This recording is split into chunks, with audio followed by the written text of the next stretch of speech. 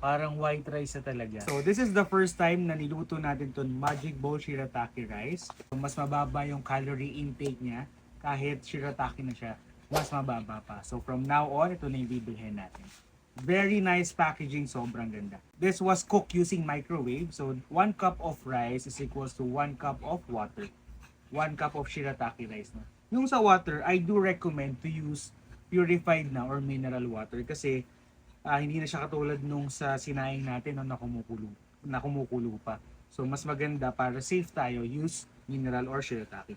And then this is the pink salmon that we bought from Hypermarket SM sa Mall of Asia. Nasunog ko kasi 3 months na akong di nagluto. So tara, kain tayo. So usually half kami ng misis ko sa 1 cup. Pero marami pa kasing ulam doon, so iniinit pa namin. Kakainin ko na siya later. So tignan nyo guys yung shirataki oh. Wow! Parang white rice na talaga. And then yung benefit nito, marami na akong video sa ginawa ng benefit with shirataki dried rice. So medyo may kamahalan lang, but for me na gusto namin maging healthy lifestyle na since may hypertension na ako. Yun. So kain tayo. Salmon plus shirataki rice.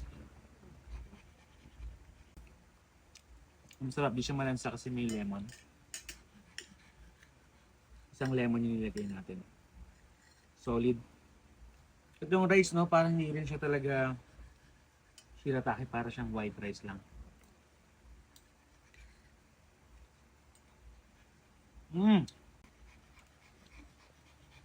So, if gusto nyo i-try din to, click the yellow basket, then order na kayo. Just comment kayo kung kamusta yung rice niyo.